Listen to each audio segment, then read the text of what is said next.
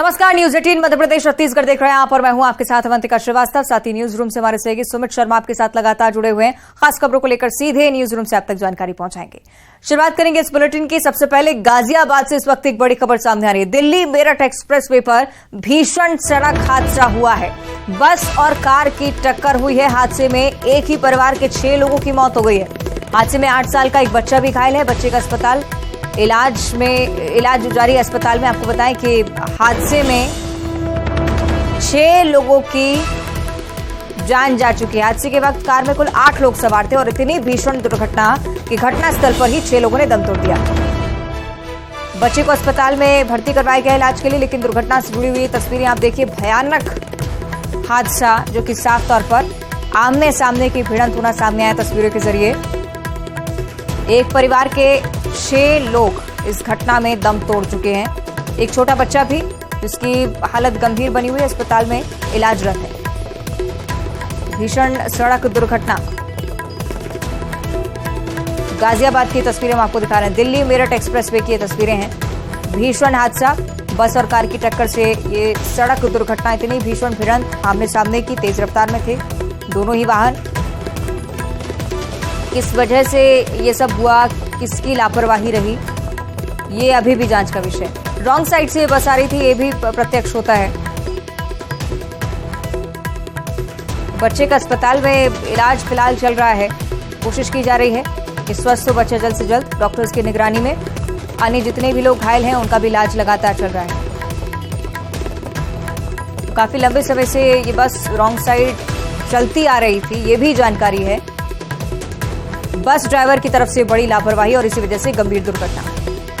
Car दूसरी तरफ से तेज रफ्तार में थी, सामने से आई बस से भिड़ंत हुई और बस में भी जो लोग बैठे हुए थे उन्हें भी चोटें आई।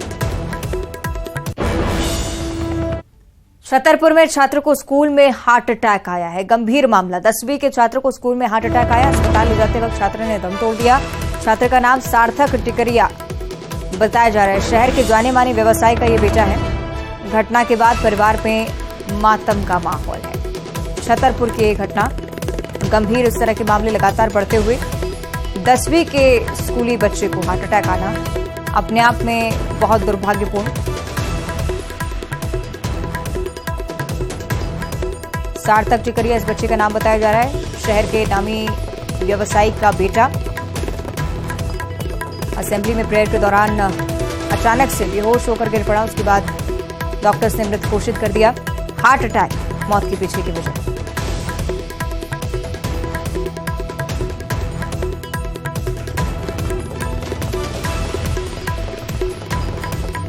छतरपुर की घटना है। परिवार में शोक का माहौल। इस खबर के सामने आने के बाद से ही डर आम लोगों में भी।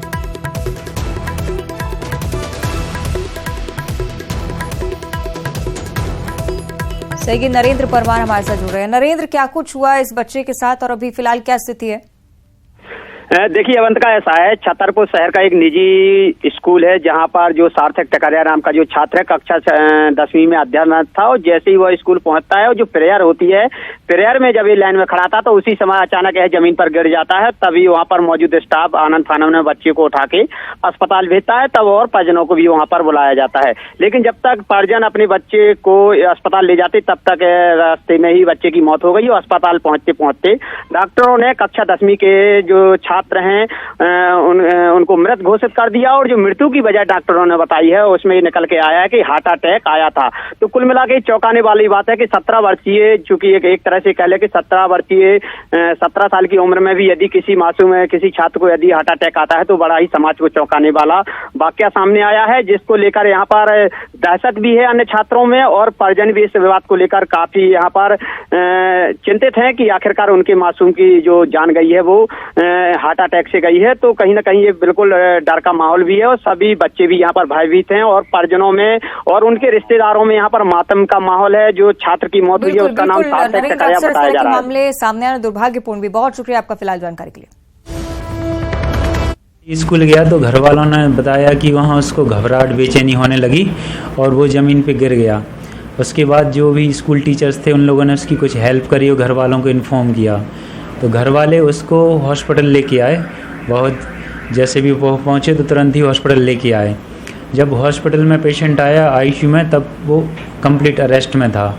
उसकी हार्ट की गति बिल्कुल पूरी तरीके से बंद हो चुकी थी।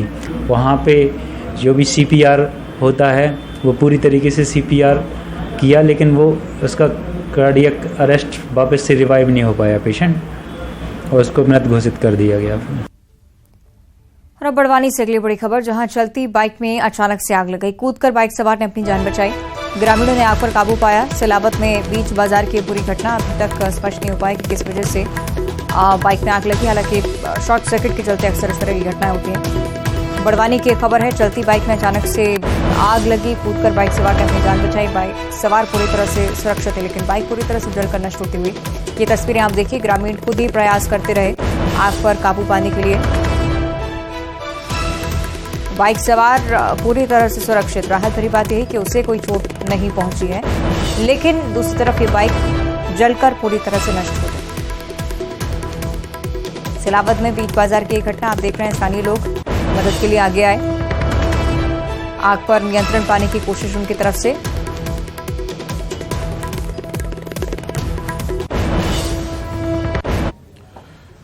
चलिए बात करेंगे कुदरत के कहर की। देश के उत्तर पश्चिमी हिस्से में कुदरत कहर बरपा रही है। पहाड़ी इलाकों में लगातार हो रही बारिश के चलते हालात बिगड़ रहे हैं और इंदौर के रहने वाले 4 तीर्थ उत्तरकाशी गंगोत्री नेशनल हाईवे पर मलबे की चपेट में आ गए, जिससे उनकी मौत हो गई। इस हादसे में 7 लोग घायल हुए हैं। सूनगर के पास हादसा हुआ। आपको बता दें, इंदौर के रजक परिवार के 20 लोग 4 धाम यात्रा पर कुछ दिन पहले गए थे। उत्तराखंड में आपदा आने के चलते पहाड़ का मलबा टेम्पो ट्रेवलर गाड़ी पर गिर गया और 4 लोगों की दर्दनाक मौत हो गई।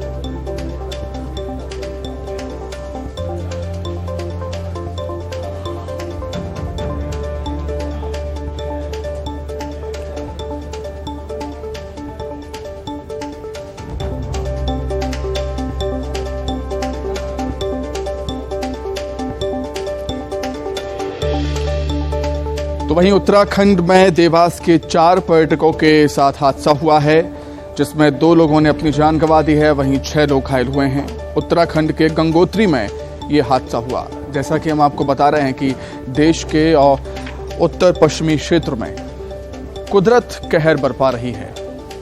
लगातार बारिश हो रही है, लैंडस्लाइड से हालात बिगड़ रहे हैं।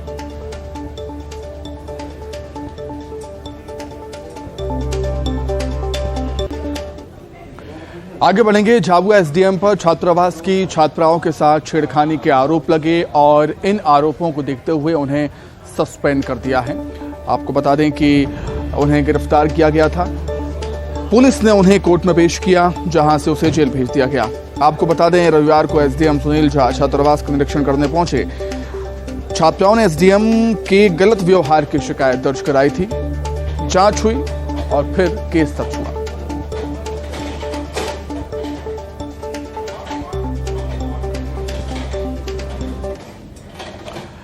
अब बात करेंगे चुनाव की। मध्य प्रदेश में चुनावी बिसात बिछना शुरू हो चुकी है। बीजेपी अपनी तैयारियां तेज कर रही है और इसी कड़ी में भोपाल आ रहे हैं केंद्रीय गृह मंत्री अमित शाह। आज शाम को राजधानी भोपाल में होंगे और लिहाज से सियासी दौरा, चुनावी दौरा उनका ये।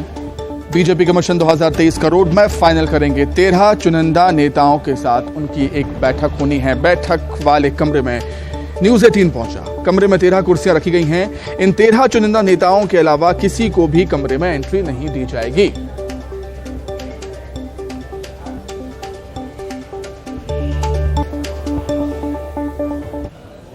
माननीय अमित शाह जी आज मध्य प्रदेश के दौरे पर पधार रहे हैं। हमारा सौभाग्य है कि देश के गृह मंत्री, हमारे वरिष्ठ नेता, जिन्हें भारत की राजनीति का आधुनिक चाणक्य कहा जाता है, आज वो भोपाल पधार रहे हैं और सामान्य तौर पर हमारे सभी प्रमुख कार्यकर्ताओं के साथ बातचीत उनकी होगी और उनके स्वागत की तैयारी में तो हम सब लोग लगे ही। ये माना जा रहा है कि मिशन 2023 का रोड मैप आज खिंच जाएगा, तो किस तरह की तैयारी? अमित शाह जी जब आते हैं तो रोड मैप तो खिंचता ही है और अमित शाह जी का दौरा है। हमारे भारतीय राजनीति में चुनाव और अमित शाह जी वो एक दूसरे के पूरक हैं और इसलिए चुनाव की जीत की रणनीति ये मुझे लगता है कि माननीय अमित शाह जी आज हमारे बीच में मध्य प्रदेश के सभी प्रमुख कार्यकर्ताओं से बातचीत करेंगे। ये हम तो केवल उनके स्वागत की तैयारियों में जुटे हैं।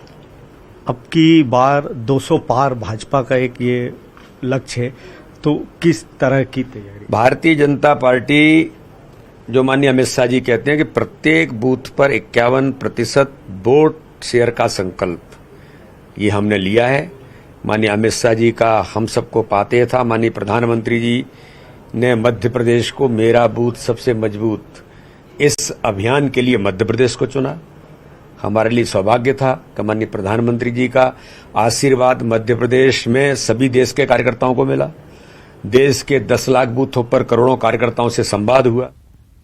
और भोपाल से इस वक्त एक बड़ी जानकारी, भोपाल पहुंच चुके हैं केंद्रीय मंत्री ज्योतिरादित्य सिंधिया। केंद्रीय मंत्री ज्योतिरादित्य सिंधिया का भव्य स्वागत भी यहां पर एयरपोर्ट पर सिंधिया का स्वागत करने के लिए केंद्रीय मंत्री नरेंद्र सिंह तोमर भी, उनका भी स्वागत और कार्यकर्ताओं और मंत्रियों ने उनका स्वागत किया है। फौरन यहां पर वरिष्ठ नेता पहुंचे दोनों ही केंद्रीय मंत्रियों के स्वागत के लिए। केंद्रीय मंत्री नरेंद्र सिंह तोमर और ज्योतिरादित्य सिंधिया दोनों ही राजधानी की धरती पर पहुंच चुके हैं। अमित शाह भी पहुंचने वाले हैं क्योंकि बैठकों का दौर अब बीजेपी में शुरू होने वाला है और अब तमाम वरिष्ठ नेताओं का पहुंचने का सिलसिला आप देखिए। मंत्री तुलसी सिलावट आपको नजर आ रहे होंगे तस्वीरों में, जो कि ज्योतिरादित्य सिंधिया और नरेंद्र सिंह तोमर के स्वागत के लिए यहां पर पहुंचे। दोनों ही केंद्रीय मंत्रियों का भव्य स्वागत मध्य प्रदेश की धरती पर हुआ।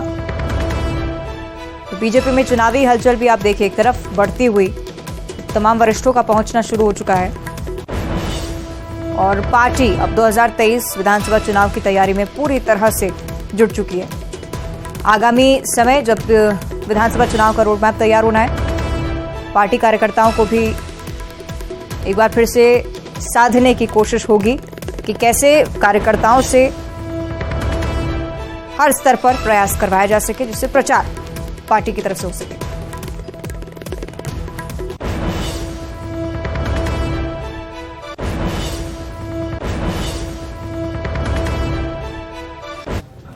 चलिए अब बात करेंगे एमपी विधानसभा के मानसून सत्र की। मानसून सत्र के पहले दिन जोरदार हंगामा हुआ। विपक्ष सीधी कांड पर चर्चा करना चाहता था। 10 मिनट के लिए कार्रवाई को स्थगित किया गया। जब कार्रवाई फिर से शुरू हुई तो विपक्ष सीधी कांड पर चर्चा के लिए अड़ा रहा। नारेबाजी हुई, हंगामा हुआ और सत्र कल तक के लिए स्थगित कर दिया गया। नेता प्रतिपक्ष गोविंद सिंह ने शून्यकाल में सीधी का मुद्दा उठाया, कहा कि घटना से सभी आहत हैं। वहीं कमलनाथ ने कहा कि घटना से सभी आदिवासी आहत हैं। सीधी मामला सामने आया है, 90% मामले सामने नहीं आते। वहीं गृहमंत्री अमित शाह ने कहा है कि सदन की परंपरा को तोड़ना कांग्रेस का स्वभाव है।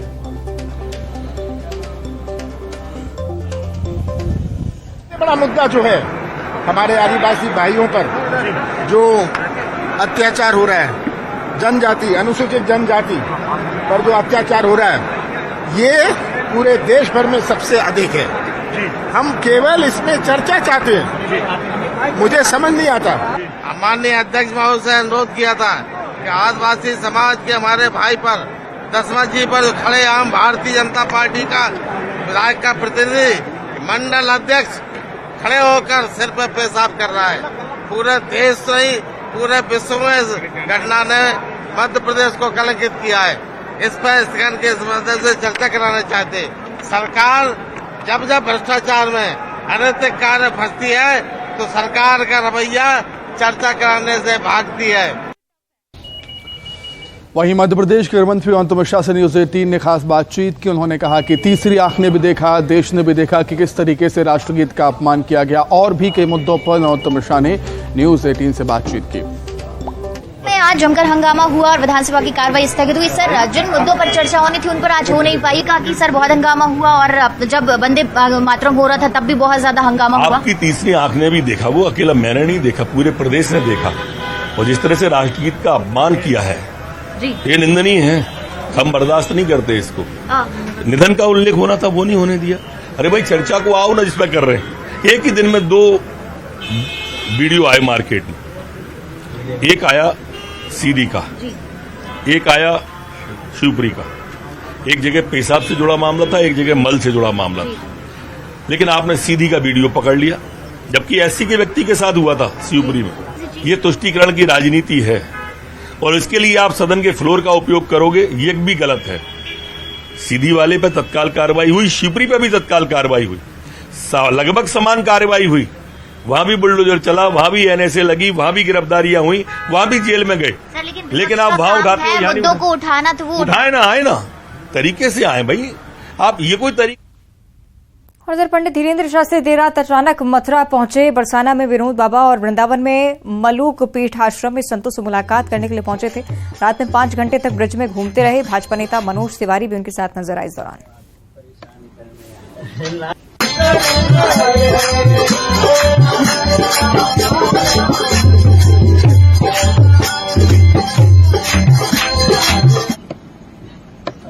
परेशान करने आए।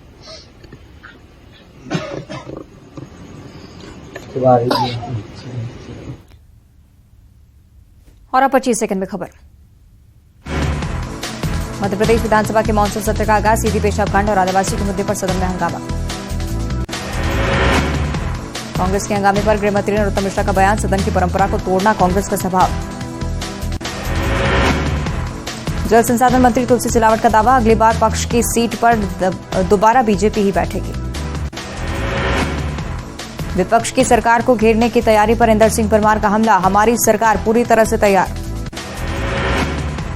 पूर्व केंद्रीय मंत्री अरुण यादव का बड़ा आरोप जारी है। व्यापम का घोटाला। कहा, नाम बदलने से घोटाला बंद नहीं होता। कांग्रेस की महिला विधायक कल्पना वर्मा का महंगाई को लेकर अनोखा प्रदर्शन। सब्जियों की माला पहनकर पहुंची विधानसभा। निर्दलीय विधायक सुरेंद्र सिंह शेरा का बड़ा बयान। सदन में विपक्ष का करूंगा समर्थन। मध्य प्रदेश में जो घटनाएं हुई वो शर्मसार कर देने वाली। झाबुआ में छात्रावास की लड़कियों के साथ अश्लील बर्ताव मामले में झाबुआ एसडीएम पर एफआईआर। न्यायालय हिरासत में भेजा गया। इंदौर में 3 नाबालिग बच्चों की तालाब में डूबने से मौत। तीनों बच्चों के घर के पास बने तालाब में देर शाम मिले शव। और इसी के साथ बुलेटिन में इतना ही। आप देखते रहिए न्यूज़ 18।